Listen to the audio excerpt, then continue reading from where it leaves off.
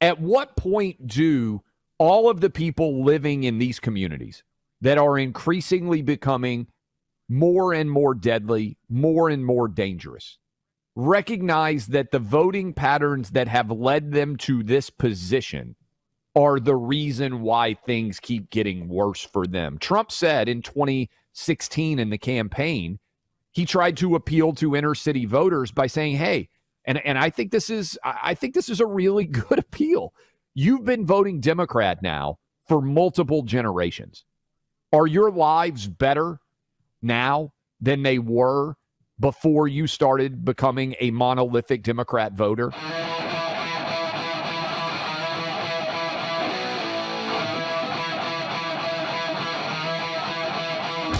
We've told you a lot here about the deterioration in safety, the crime wave that has been washing over America for a couple of years now. And I do think it's important everybody knows that it's not just cities. That's just where you have the biggest numbers. And so the data more clearly reflects this. But even in towns and rural areas across America have seen real deteriorations in safety, a lot more crime going on.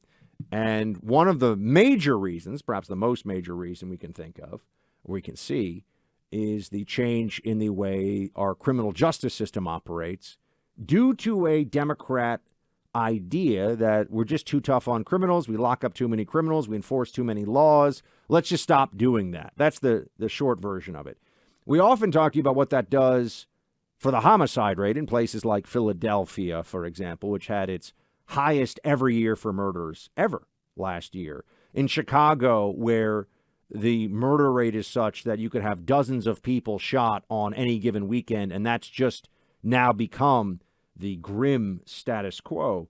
But in places like San Francisco and Los Angeles, you also have a lot of day-to-day crime going on, lower level, but still the kind of thing that makes people want to move, the kind of thing that makes people feel unsafe. Starbucks, for example, is planning to close 16 locations across a number of cities, and they are specifically citing safety concerns. The stores are in Seattle, the original home of Starbucks, Los Angeles, Philadelphia, Washington, D.C., and Portland. These are all extreme blue Democrat enclaves. Well, what kind of stuff goes on in the Starbucks? There's a lot of homeless people who will essentially just set up in Starbucks. The bathrooms and the seating areas often turn into refuse piles of one kind or another. It's a total mess. And Clay, this just goes to what we've been seeing playing out, which is that, Starbucks effectively became afraid to even demand that somebody pay. Right? If you didn't pay money, you weren't allowed to sit in a Starbucks. I mean, if you didn't pay money and wanted to sit in Starbucks, that had to be a thing that was allowed, right? They had all these debates going back now for a few years. And now they've turned Starbucks into the place where you can't sit down safely and not think that there's somebody who is insane and in desperate need of help with hygiene, mental and physical, next to you. Democrats destroy places like cities, and they do it from the top down. They do it all over.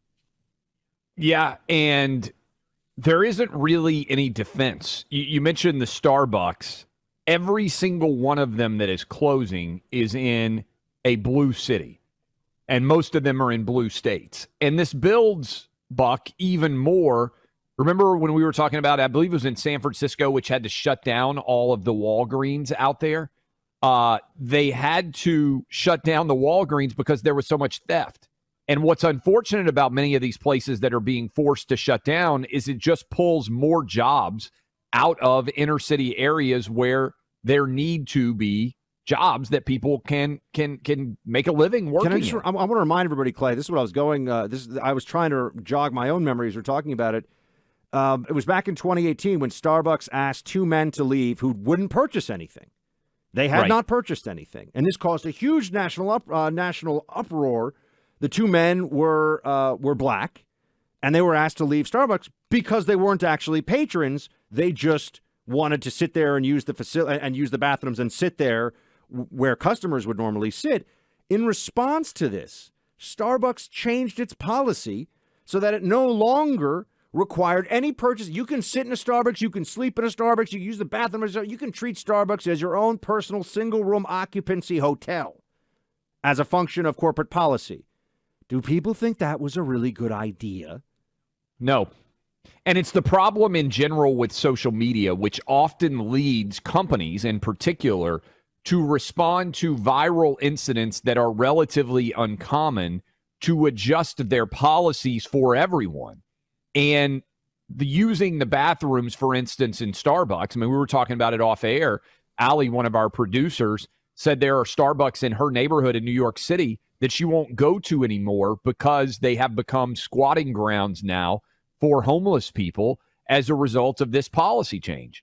And so this is everything that's wrong with social media, where you implement policies that have existed for a long time, and then as a result of changing those policies, everything gets worse, which is why you had the original policy, because you had tons of data to support the original policy, and then you alter it. And here's the real question that I think begs an answer, Buck. At what point do all of the people living in these communities that are increasingly becoming more and more deadly, more and more dangerous, recognize that the voting patterns that have led them to this position are the reason why things keep getting worse for them? Trump said in 2016 in the campaign, he tried to appeal to inner city voters by saying, hey, and I think this is a really good appeal. You've been voting Democrat now for multiple generations. Are your lives better now than they were before you started becoming a monolithic Democrat voter? And I think it's such an interesting question, because if you look at the data, when the Great Society with Lyndon Johnson took root in 1968, late 1960s, things for many Black Americans have actually gotten worse. The number of kids being born out of wedlock has skyrocketed. The number of kids that are growing up and owning their own businesses and all these different aspects. If you look, Black Americans, as the civil rights era crested and they got full protection and rights under the Constitution, were skyrocketing in their status in the country. And then in the late 60s, suddenly everything changed. So if you're looking around right now, Buck, in the wake of the BLM protest, and you are just trying to be rational and you're looking at your community, you're looking at the rates of crime, is there any way that you can defend Democrat policies? I mean, just on a rational basis, not historic basis, not anything else, just looking at what your day-to-day life is.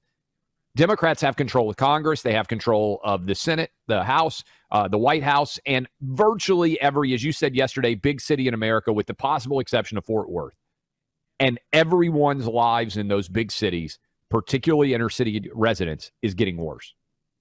They have no compelling counter-argument to the things. I mean, what is the argument? I mean, legitimately, what is the argument? If I thought they did, we would tell you, because it's always important. I don't want to misrepresent the argument of the other side when they have a good argument, because I want everyone to always be prepared for whatever might come their way if they engage in debate on this. And also I want us to be honest about the material and the challenges and the concepts we're dealing with. So we're not doing a big straw man session here where we're pretending that something isn't as clear as it is.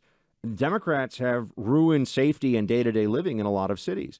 And I mentioned this, I think, Clay, last week, where you have in New York, you'll have these motorcycle gangs, including ATVs, and they'll shut down the street. No other drivers are allowed to drive, and they'll get into fights with people if they try to drive their cars legally on the street, because they want to create essentially a drag racing strip where only they can drive. It's outrageous. It's illegal, and it's amazing. I mean, I'm a New Yorker, and I complain about this because it is illegal. And the Democrat blue checks will say, what's the problem? Why do you have such an issue with it? They're always making excuses for violations of law, for vagrancy, for open-air drug abuse, for even violent crime. It's not that person's fault. What is wrong with them? I think their virtue signaling has gotten to a point now where they're happy to seem generous at the expense of others, right? They're happy to seem like they're sympathetic as long as they're not the ones who are being attacked. I mean, you just had a man who was assaulted. Now, I know that the Starbucks thing, for example, this all ties together. That was a corporate policy. It was a corporate policy that changed because of allegations of racism that were not actually about racism, but the left and the woke terrify everybody. But it's also the completely insane vagrants who now go into places like New York City, near where I live, and destroy people's ability to sit and have a cup of coffee in some peace and tranquility. And the left says, oh, what's the problem? Portland just had a guy, 88, I think he was 88 years old, Clay, assaulted for absolutely no reason. Some lunatic on the street runs up to him, beats him to death with his bare hands. The guy had been in a coma and he just died. I just saw this news story today. This was in Portland. 88-year-old man attacked by a 29-year-old, okay? The 29-year-old, who they are giving us very few details on, but the details we do have are that he has been arrested dozens of times. He's been arrested for being a felon in possession of a firearm, for violent assault, for breaking, for name a charge. Why is this person still out on the streets, Clay? Why are they wandering around? They haven't had some long sentence. You look at things. If you commit white-collar mail fraud, if you commit wire fraud in a white-collar crime, you could face 20 years in prison, in federal prison. Now, people don't usually get that, but that's what the statute says. If you beat someone senseless on the streets, you should spend years in prison. I don't understand. This is so hard for Democrats, and they don't do it, and then old people who are defenseless get beaten to death waiting for a bus, as just happened in Portland. No, I mean, and again, I would just come back to the question. You raised it and said it. There isn't a good argument.